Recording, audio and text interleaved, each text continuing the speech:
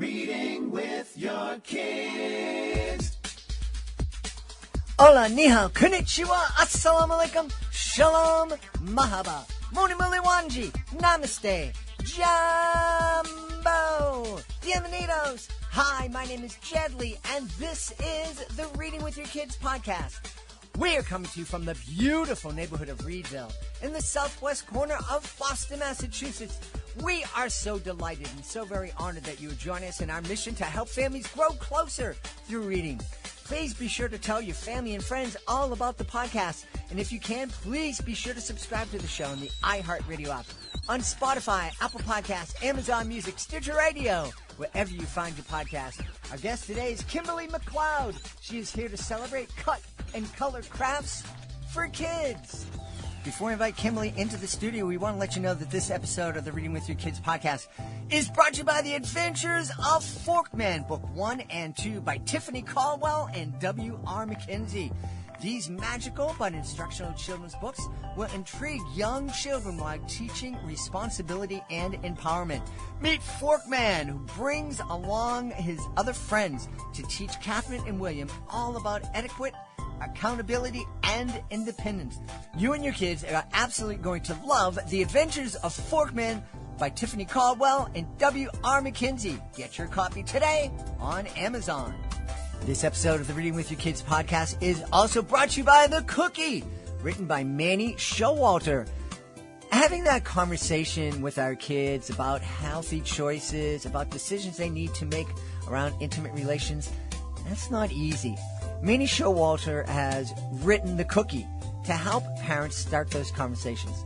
Lauren has the difficult decision of upholding traditional beliefs and value systems that have been taught to her by her parents, or giving in to what her school crush Robbie wants. The Cookie. In an ideal world, Lauren would take heed to her parents' warnings about sex, but peer pressure and her infatuation with Robbie is making her challenge everything she knew to be true. Guys are nothing but trouble, or are they? Read the story of Lauren and Robbie to see what decision she will make and to start a conversation with your tweens and teens about a very important life decision. It's The Cookie by Manny Showalter. And my friends, we have a brand new Reading with Your Kids certified great read, Tuxedo Baby, written by Victoria Smith. This is a lovely story that combines adorable penguins, cherry-headed parrots with a message of adoption, acceptance, and environmentalism. This is a sweet story that kids and parents will love. We all need that extra encouragement and reminder to love and accept ourselves. In Tuxedo Baby, we meet Tuxedo Baby, an orphaned penguin who lost his parents due to an oil spill accident. Tuxedo Baby now lives in Chile with a giant colony of penguins, and they take very good care of him. But something is missing in Tuxedo Baby's life. He seeks the warmth and affection of loving parents. Far away in Peru, Mr. and Mrs. Corners, two cherry-headed parrots, hear about Tuxedo Baby's story. And they always wanted a baby for themselves, so they fly to Peru. They fly from Peru to Chile to pick up Tuxedo Baby to make him part of their family. It's a lovely story that you and your kids are going to love. The illustrations are beautiful, and we just love the message. You can read our entire review at our website, readingwithyourkids.com. Congratulations to Victoria Smith. Tuxedo Baby is our latest Reading with Your Kids certified great read. Join us right now from right outside of Toronto in Ontario and the beautiful nation of Canada. Our guest is here today to celebrate cut and color crafts for kids. Please welcome to the show the very crafty Kimberly Mccloud. Hey, Kimberly, how are you? Good. How are you? I'm wonderful. I hope you weren't offended with me calling you crafty. I mean it as a compliment. Yeah, no. I call myself a craft expert, a kids craft expert. So totally crafty. Excellent. So I'm assuming with a title like Cut and Color Crafts for Kids, it's all about getting the scissors out and the glue and tape and all that kind of stuff and just making a mess around the house in order to make some beautiful art. Yes, yes. So this is my second book. I actually have a first book. It's called Fun and Easy Crafting with Recycled Materials. And that book is all about using what you can find around your home and recycled materials. But I also do a lot of crafts on my website using printables. And I think people really like printables because it gives them a starting point to get started. One of the biggest hurdles I hear from parents and moms and grandparents or anyone that's trying to craft with their kids is that they just don't have all of the supplies. So it's hard to get started because they don't have everything they need to do something when they see a craft online or on social media that they want to do. So with my second book, I really wanted to make it a little bit easier for people to get started. And so every craft comes with a template in the back of the book that kids can cut out, and then they color it and then create from there. So it's almost a little like cross between like a craft kit and a book. So you have a little bit more of what you need, but you're still using recycled materials and things that you can find around your home that you can save and use to create and make something new with. That's wonderful. It's been an awful long time since I was making crafts with my kids. Well, actually, no, that's not true. And I'm just remembering this. My wife and I ran a ministry serving guests of a homeless shelter for many years. And every Christmas we would put up a giving tree in our church and put little ornaments on it with gift ideas that people in the parish could take an ornament and go, oh, I should buy a sweatshirt or sweatpants or socks or whatever.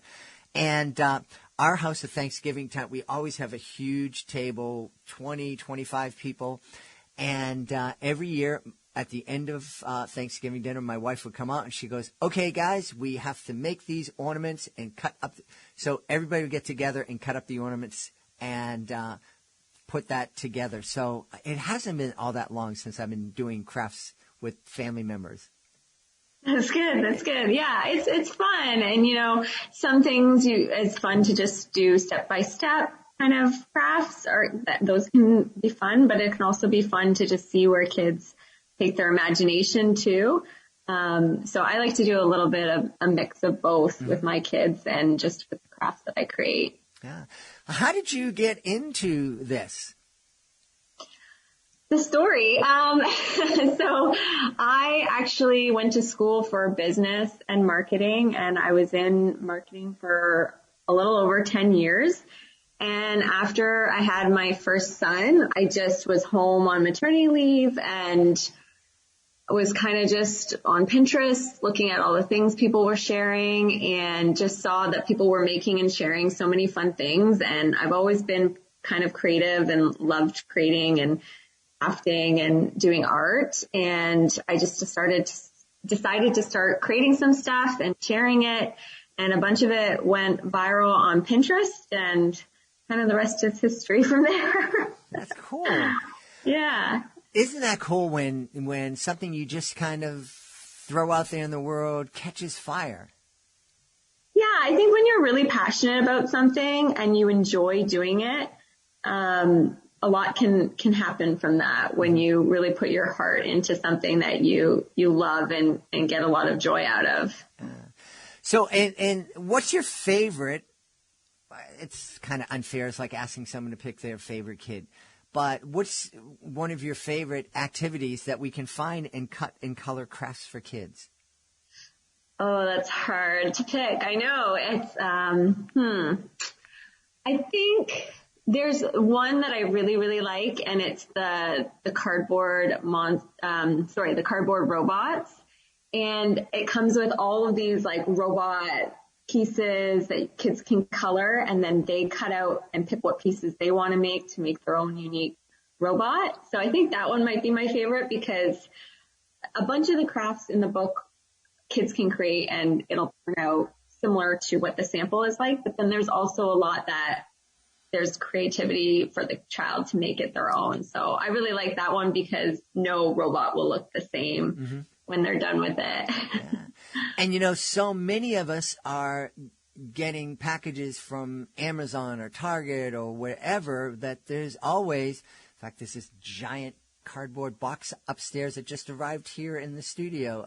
So we always seem to have access to cardboard these days. Totally. Shipping boxes, even like the cardboard from cereal, snack containers, like all those boxes you get with granolas. Like I use that kind of cardboard because it's a little bit thinner too for some other crafts in the book as well. So yeah, saving all types of cardboard you can create so many things with. Yeah. We've hosted international kids here in our home, and the first two students that we hosted were architectural students, and they came to Boston for a little summer thing at the Boston Center for Architecture. And their project was to create a chair out of cardboard that was strong enough to hold a 450-pound person. And they had to test it because the teacher had a 450-pound friend who came in. And it was amazing what these students came up with. It was just such a lot of fun. I mention that because it's creativity and creating with cardboard and crafts. It's something it's not just like simple little things like cutting out a paper airplane. You can build some amazing things. Oh, you could have a whole book on cardboard crafts for sure, because the possibilities with cardboard are endless. Like if you think you could make it, you can. Cardboard is amazing. So definitely save your cardboard, save your egg cartons. I like using egg cartons. Popsicle sticks are another favorite. Even bubble wrap you can create some really fun art with. Jars. There's so many recycled materials. And there's a good variety in the book too of different materials and what you can make with them. Yeah. I think that in addition to having fun with creating the crafts, I think that this could be a great way to launch a conversation with our kids about recycling and about about ways that we can be more respectful and conscious of the planet. Totally, yes. And just, taking something and reusing it for another purpose. Also, I try to be mindful about things that we're making and how to extend the life out of those things. So, the child is making a craft, but then they're able to play with it. So it becomes like an extension beyond just the creating. So they have like a play activity they can do with it afterwards as well. But yeah, definitely saving recycled materials, and you can even get your family involved and ask them to save materials for crafts too, because things like bottle caps are fun to create with, but they can take some time to save up. You want different colors. So it's a great opportunity to get kids involved, to also encourage their family members or friends to recycle or save materials as well. Yeah. And, as you're speaking there, I'm imagining that there are kids and families that are going to take part and have fun with cut and color crafts for kids. And some of those kids are going to grow up looking at the world and looking at recyclables in a different way.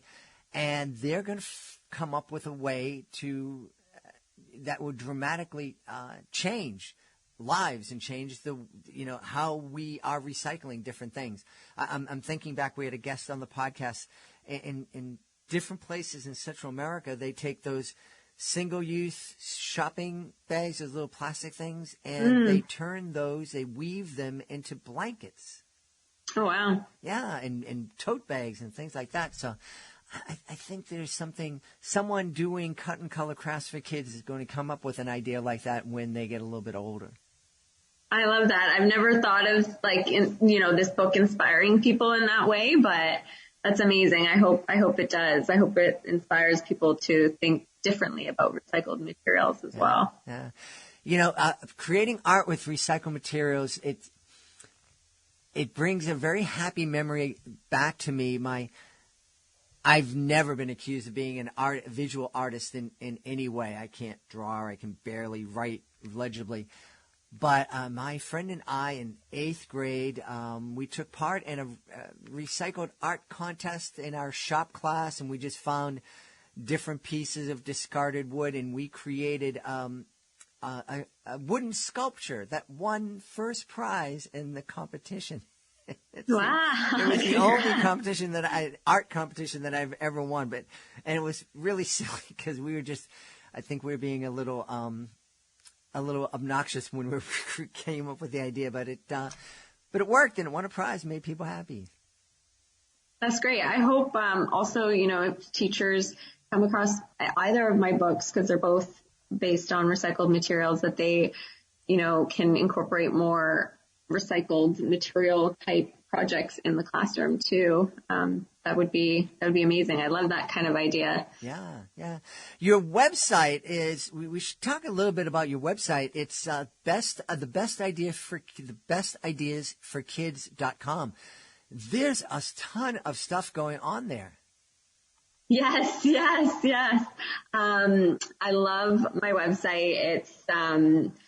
It's got a lot of content for parents, grandparents, caretakers looking for things to do with their kids. So beyond just recycled materials, but I have a passion for recycled materials, but there's also sensory activities, science experiments, a lot of printables, which I said I was a big fan of. So coloring pages and bingo games, that kind of thing.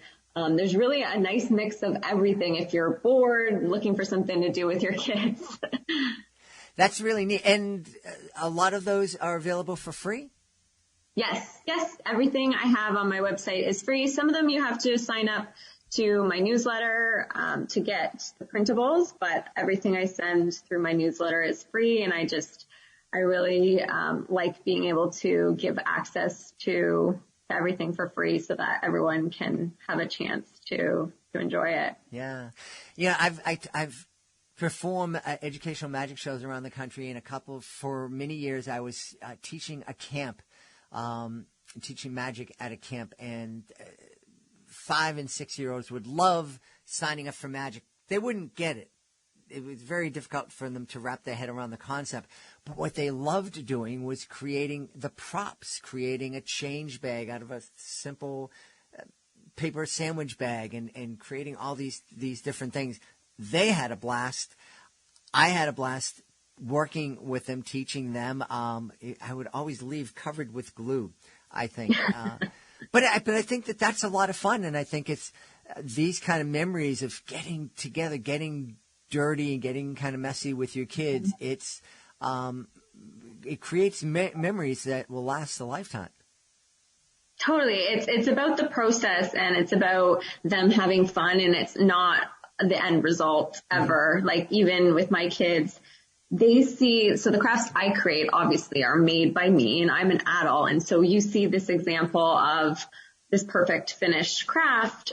So I made like a toilet paper roll frog one time, and they just saw it and they got so excited about the frog and wanting to make their frog, and they had a blast making it. And we ended up with a purple frog and, one that didn't even look like a frog, but that wasn't the point. The point was that they had fun doing it and they loved what they made. And so that's what I really try to encourage parents to, is like, don't get caught up in the end result. Just let them create and put the materials out there, and they're going to have fun and they're going to enjoy it. And they'll be inspired by the craft that they see, but it's never going to look like that. And that's the point.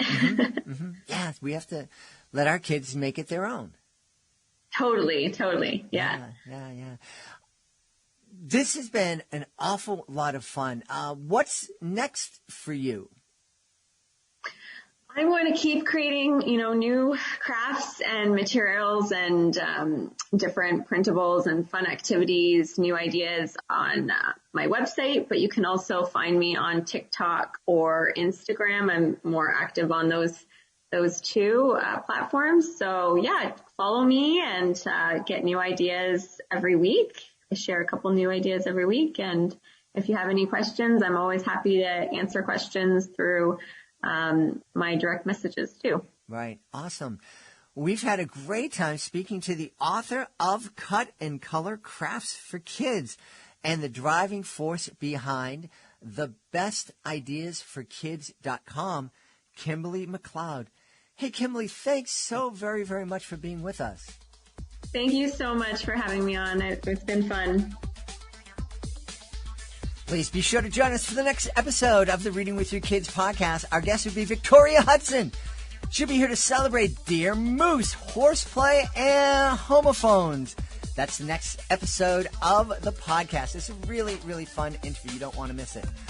Hey, if you're the author of a fantastic children's book, we would love for you to visit our website, readingwithyourkids.com. Click in the Authors Click Here button to find out how we can help you celebrate your book to the world.